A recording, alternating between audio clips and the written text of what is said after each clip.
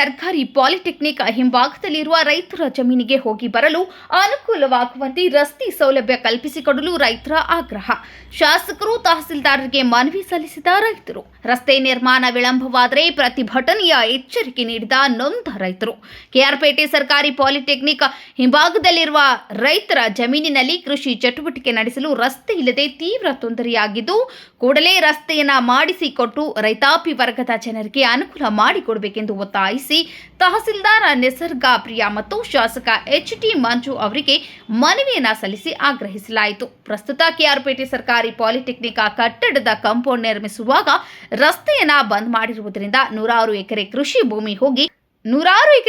ಭೂಮಿಗೆ ಹೋಗಿ ಬರಲು ರೈತರಿಗೆ ತೀವ್ರ ತೊಂದರೆಯಾಗುತ್ತಿರುವ ಬಗ್ಗೆ ತಹಸೀಲ್ದಾರ್ ಮತ್ತು ಶಾಸಕರ ಗಮನ ಸೆಳೆದ ರೈತರಿಗೆ ಭರವಸೆ ನೀಡಿದ ತಹಸೀಲ್ದಾರ್ ಮತ್ತು ಶಾಸಕರು ರಸ್ತೆ ಸಮಸ್ಯೆಯ ಗಂಭೀರತೆಯ ಅರಿವಾಗಿದೆ.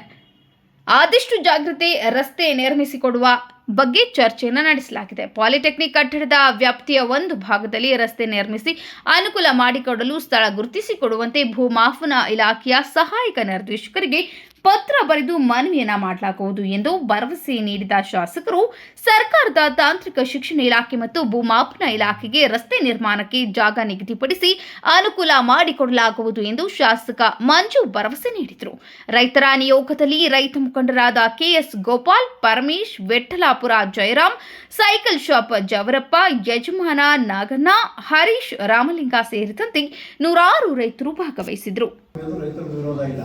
ಬಟ್ ಅದು ಅಧಿಕೃತವಾಗಿ ಬಿಟ್ಟುಕೊಡ್ಬೇಕು. ಅವರು ರೈತರು ಕೇಳಿದಾಗ ಏನ್ ಮಾಡ್ತಾರೆ, ಸುಮ್ಮನೆ ನಾವು ಅಲ್ಲಿ ಲೆಟರ್ ಬರೀಬೇಕು, ಇಲ್ಲಿ ಬರೀಬೇಕು, ಇಲಾಖೆ ಪರ್ಮಿಷನ್ ಬೇಕು, ಈ ತರ ಎಲ್ಲ ಹೇಳ್ತಾರೆ. ಹಾಕ್ಬಿಟ್ಟು ರಸ್ತೆ ಬಿಡಿಸ್ಕೊಂಡು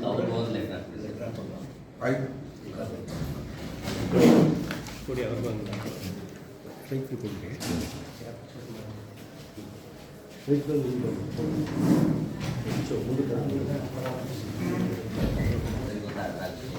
ಅದನ್ನೇ ಜಾಯಿಂಟ್ ಸರ್ವೆಗೆ ಹಾಕ್ಬಿಟ್ಟು ಜಾಯಿಂಟ್ ಆಗಿ ಮಾಡಿಸ್ಕೊಂಡು ನಮ್ಮ ಅಲ್ಲಿಗೆ ಇಲ್ಲ.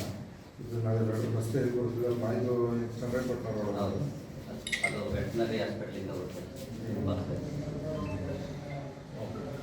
ಏನು ತೊಂದರೆ ಇಲ್ಲ. ನನಗೆ ಮಾತಾಡ್ಬಿಟ್ಟು ಅವ್ರ ಮಾತಾಡ್ಬಿಟ್ಟು ಮಾಡಿಸ್ಬೋದು.